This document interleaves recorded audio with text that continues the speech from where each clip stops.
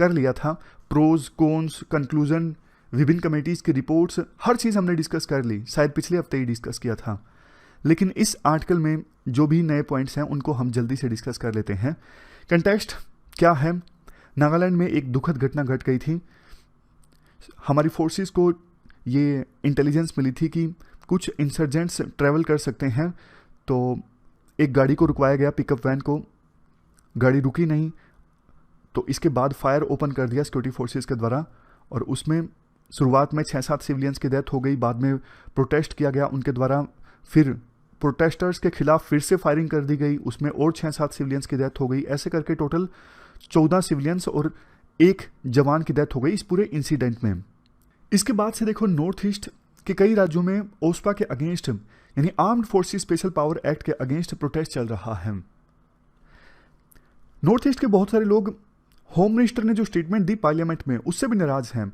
Home minister ने अपनी statement में यह दर्शाने की कोशिश की कि आर्मी ने तो उस पिकअप वैन को रुकने का इशारा किया था, लेकिन वो वैन नहीं रुकी, उसके बाद ही फायरिंग की गई। लेकिन राइटर कहते हैं कि भैया, पहली तो बात, लोकल पुलिस को सूचित नहीं किया गया था इस ऑपरेशन में।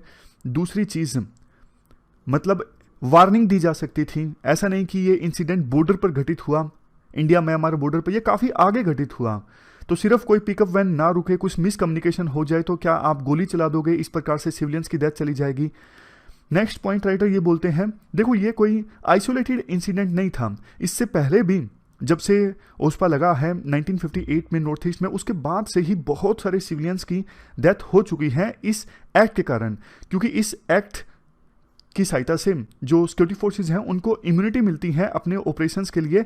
इस वजह से वो कई बार इस प्रकार की घटना जो है वो हो जाती है। बहुत सारी इस प्रकार से जो सिविलियन किलिंग्स हुई वो अनपनिश्ड रही नागालैंड में, सिर्फ इसी एक्ट के कारण। एक बुक है, Nagaland and India, the blood and the tears, काका इरालू की ये बुक है। इस बुक में वो बताते हैं जो एक्स्ट्रा जुडिशियल किलिंग्स हुई और आरोपियों को सजा नहीं मिल सकी इस एक्ट की वजह से, उन सब का डॉक्यूमेंटेशन है इस बुक में। इसके बाद कुछ पर्टिकुलर इंसिडेंट्स का जिक्र किया जाता है, जैसे 1995 में 9 जो इनोसेंट सिविलियंस थी उनको मार दिया गया सीआरपीएफ के द्वारा। इम्फाल में, जो मणिपुर की राजधानी है, रिम्स हॉस्पिटल के सामने 2000 में 10 सिविलियंस को मार दिया गया।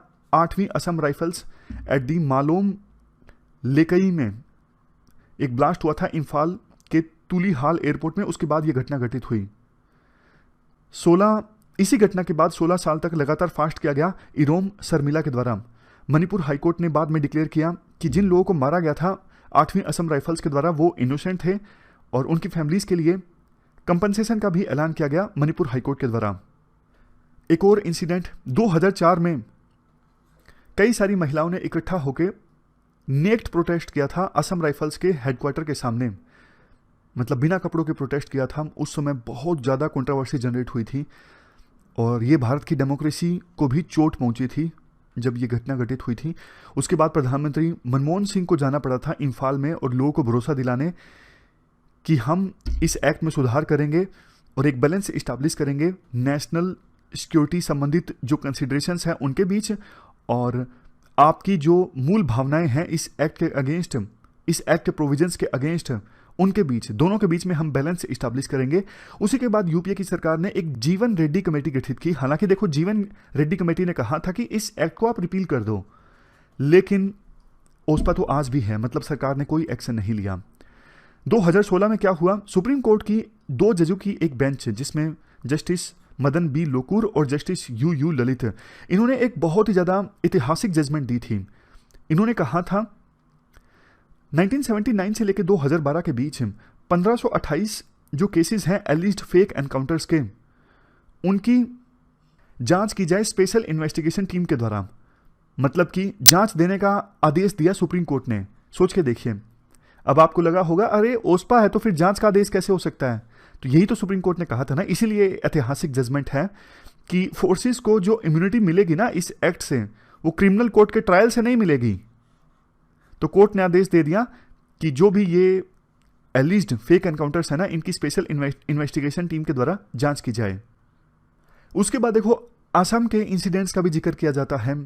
1990 के बाद से ही यहाँ पे ओस्पा है और बहुत बार जो सिविलियंस हैं उनकी जान जा चुकी है सिक्योरिटी फोर्सेस के ऑपरेशंस में। तो कुल मिला के देखो राइटर यही बोलना चाहते हैं अलग अलग इंसिडेंट्स का वर्णन करके कि ओस्पा जो है उसको हटा देना चाहिए नॉर्थ ईस्ट से। और सेंट्रल गवर्नमेंट ने वैसे इस इंसिडेंट पर रिग्रेट जाहिर किया है। राइटर कहते हैं रिग्रेट से क्या होगा, रिग्रेट इनफ नहीं है, आप इस armed forces special power act है ना इसको रिपील कर दो, वो सही रहेगा। तो ये पूरा आर्टिकल हमने डिस्कस किया armed forces special power act से संबंधित।